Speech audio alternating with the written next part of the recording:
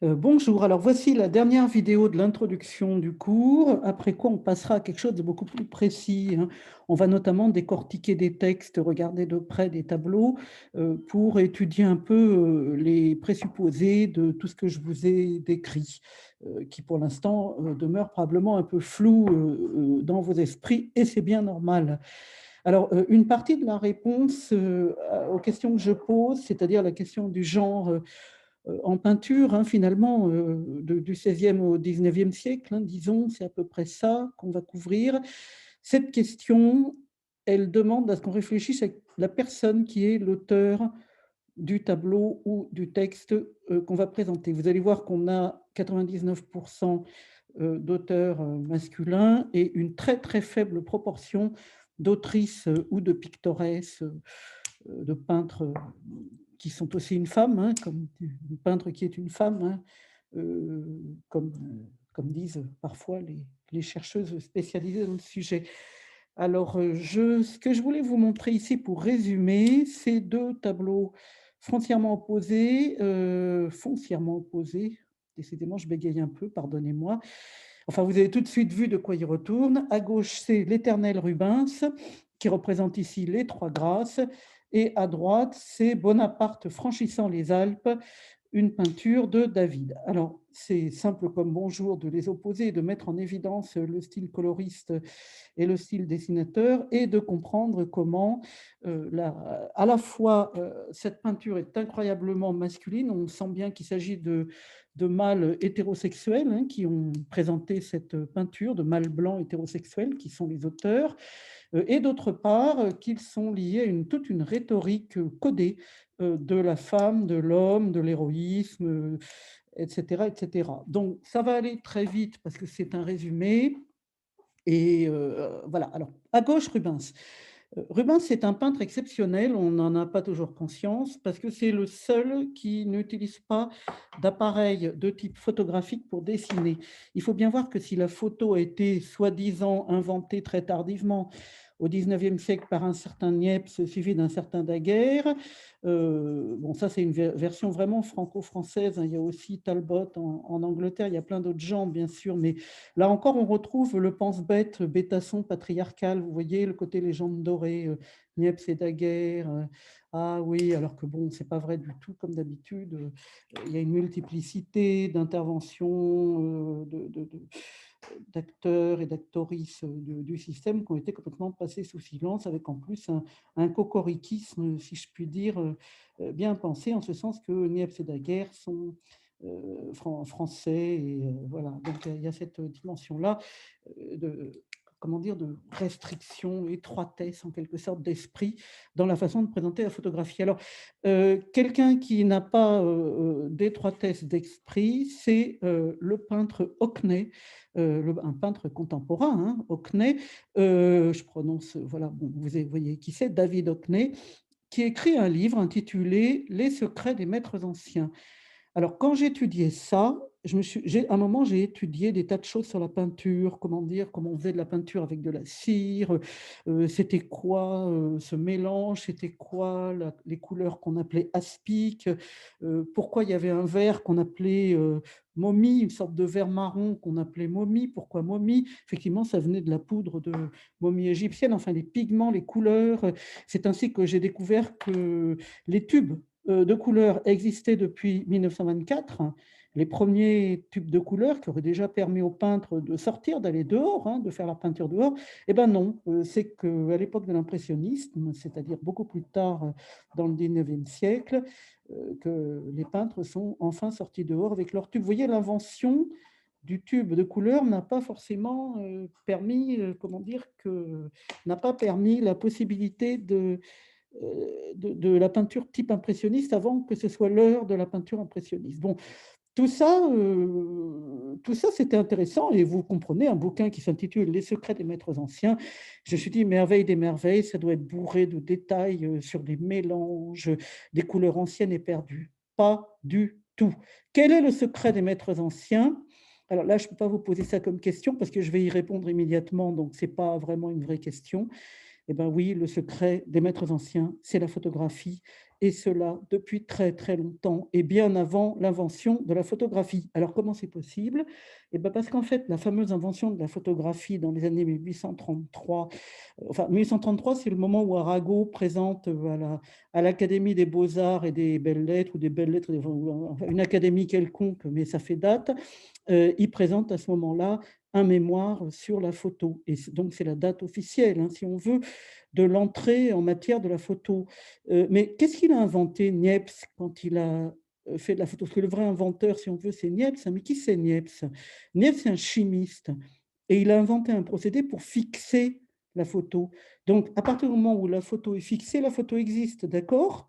Sauf que c'est quand même assez bizarre, la photo existait avant, sauf qu'on ne pouvait pas la fixer. Elle existait dès l'époque d'Aristote. Simplement, on avait compris très très vite qu'on projetait une image, qu'elle se projetait de façon inversée. Simplement, on ne pouvait pas la fixer.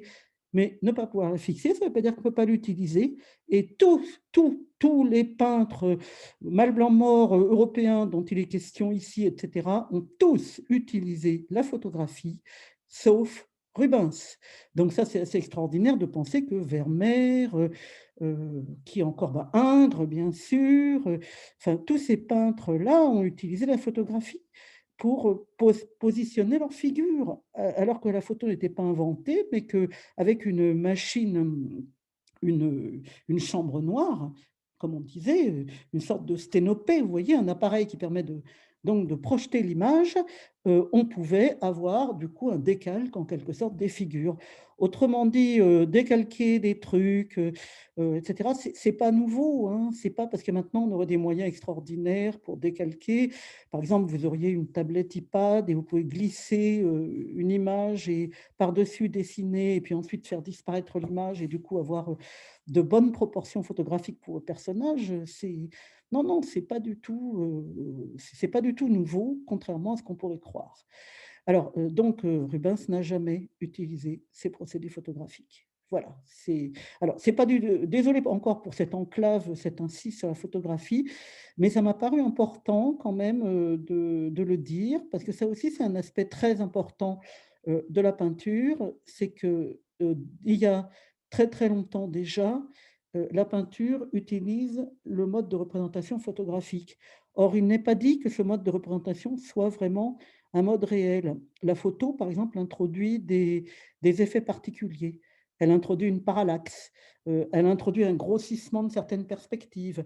Et c'est comme ça, hein, c'est en étudiant de façon extrêmement minutieuse des tas de tableaux, y compris le célèbre tableau intitulé Les époux Arnolfini, hein, vous savez, qui est un tableau qu'on voit là à Londres, hein, à la British Gallery de Londres, comment dire, une masterpiece, un masterpiece de la galerie. Bon, vous voyez les deux époux sous un lustre incroyable. Donc, par exemple, Hockney, il a compris que ce n'était pas possible de réaliser une telle perspective à la main, mais que ça provenait d'une projection.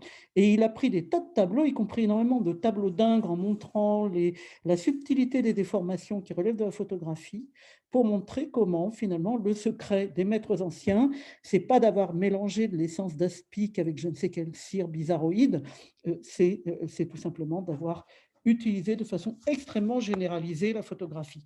Donc notre vision du monde et notre vision de la peinture et photographique, non pas depuis le 19e siècle, comme on pourrait le croire à cause des débats entre notamment, enfin des débats de la façon dont Baudelaire traite de la photographie dans ses célèbres articles sur la question, hein. Vous voyez ce que je veux dire, c'est dans les curiosités esthétiques de Baudelaire ou dans l'art romantique, hein. Donc c'est l'un ou l'autre, c'est Salon où il dit que la photo, c'est épouvantable parce qu'il n'y a pas de composition, le moindre détail est grossi, et qu'il vaut mieux que tout soit un peu flou et puis surtout bien centré.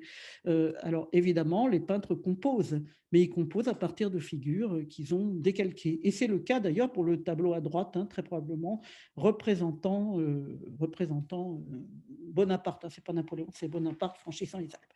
Alors, j'en reviens à mon sujet quand même, qui est la chair et le drapé. Là, on a deux exemples remarquables. À gauche, une scène féminine en diable, les trois grâces, assez sexuelles, des corps nus, destinés à un regard masculin. Vous savez, le male gaze, hein, mail, je prononce super mal, hein, je prononce comme si c'était de la terre glaise, mais je pense que vous avez compris le regard masculin, la pulsion scopique masculine qui crée la femme comme objet. Je parle là du système hétéropatriarcal, hein, réellement, c'est-à-dire le fonctionnement du patriarcat qui fait que l'homme est sujet, il se croit le seul sujet et tout le reste du monde est pour lui un objet, un ensemble d'objets, alors que la femme est constituée socialement comme un objet par rapport à cet homme à qui elle est plus ou moins dédiée. Il n'y a qu'à voir les mots, hein, mari et femme, hein. En français, c'est affreux quand on y pense. Peu de gens emploient le terme épouse, ça fait un peu pompeux, ça fait un peu bizarre, et les gens disent mon mari. Alors ça veut dire que c'est une petite portion du bonhomme que la femme peut non pas s'approprier, mais peut-être bon, approcher, admirer, que sais-je, et que lui, en revanche, ma femme, ça veut dire que l'entièreté de l'être en face de lui est son objet et lui appartient. Alors là, on a un exemple remarquable. Vous voyez, ces trois grâces sont destinées à être vues et à susciter une sorte de pulsion un peu sexuelle, scopique sexuelle à la fois. Au-dessus, vous avez tout le. Alors, elles sont une espèce de grotte.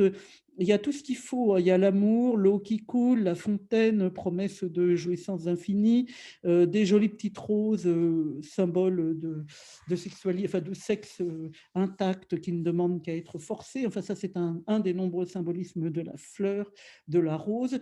Des draperies prétentieuses, mais toujours en arrière-fond, et les trois figures féminines montrant leurs fesses, leurs seins, tout ce qu'elles ont besoin de montrer, et bon, en espèce de ronde, hein, comme ça, complètement centrée sur le tableau. Donc, on a la chair, la femme, la scène intime, la dimension de sexualisation des corps, la figure réduite à un corps nu de femme, par opposition à tout ce qui se passe à droite, où le climat est complètement différent. Alors, en avant-plan, notre bonhomme, dans une pose de médaille, si j'ose dire, dressant son doigt vers le ciel avec ce cheval cabré qui lui aussi ressemble à une statue. Alors, la dimension statuaire est extrêmement forte. Et vous voyez comment le drapé de Bonaparte, là, son drapé rouge, on dirait presque un drapé statuaire. Il y a cette dimension. Il a tout son arsenal, son chapeau, enfin son tricorne ou son bicorne, enfin bon, son machin sur la tête. Il a sa petite épée, il a tout le fourniment, les gants, etc. Et il montre le haut des Alpes et il y a une lumière qui sort des nuages. Et derrière, vous voyez les autres en train d'être à la besogne, en train de pousser des chariots avec des canons, hein, très probablement, et l'inscription Bonaparte à gauche du tableau qui est inscrite de manière aussi statuaire. Alors, donc Bonaparti, je rêve, c'est un i. Bon, peu importe si c'est Bonaparte ou Bonaparti, peu importe. Ce bonhomme est en train de graver son nom dans la pierre, là encore, comme la colonne Trajane. D'ailleurs, ce sont des lettres typographiquement de type Trajane, hein. C'est des lettres Trajane, des majuscules comme ça, bien empâtées, qu'il y avait sur la colonne Trajane et qu'on donnait lieu d'ailleurs à un caractère typographique appelé les Trajanes, hein. Voilà. Donc, en fait, on est vraiment la gloire, l'homme. Alors, vous voyez, il n'est pas nu, hein, il n'est pas présenté comme un objet érotique, hein, loin de là.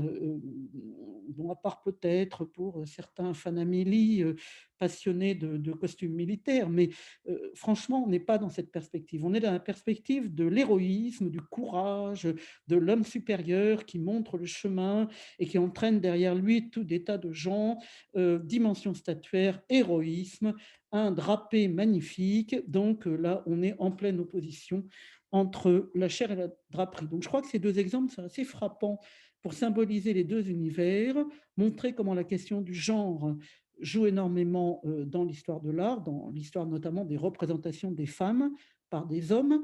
Vous avez remarqué qu'on ne parle que d'hommes, hein. Jusqu'ici, j'ai parlé de qui? De Maria Robusti, peut-être un petit peu d'Artemisia Gentileschi, dont un des tableaux constitue mon fond d'écran de Zoom, hein. Donc vous le voyez de façon assez régulière, quoique encore assez parcellaire, parce qu'il n'y a pas tout le tableau, il y a juste une partie.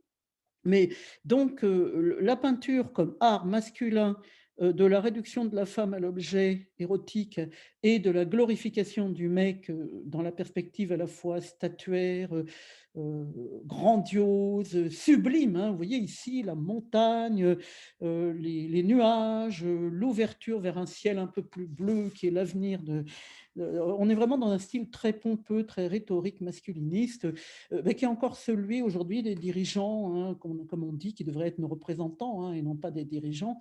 C'est bien le problème. Donc, les représentants du peuple en France ont cette espèce de dimension, pseudo-héroïque, gourmet, rhétorique, pompeuse et mensongère qui correspond tout à fait, au projet, disons, publicitaire, d'une telle image, hein. Vous imaginez bien qu'ayant vu ça, Bonaparte, il était très content et il a donc, comment dire? Aidé énormément le peintre, à réaliser, ses vœux. Vous voyez comment, le on peut se mettre un peu au service de quelqu'un en tant que peintre pour être représentée, alors, Vigée fait pareil, hein, celle qu'on appelle madame Vigée Lebrun de je ne sais quoi, de Marie-Adélaïde de machin, de ci, de là, de trucs.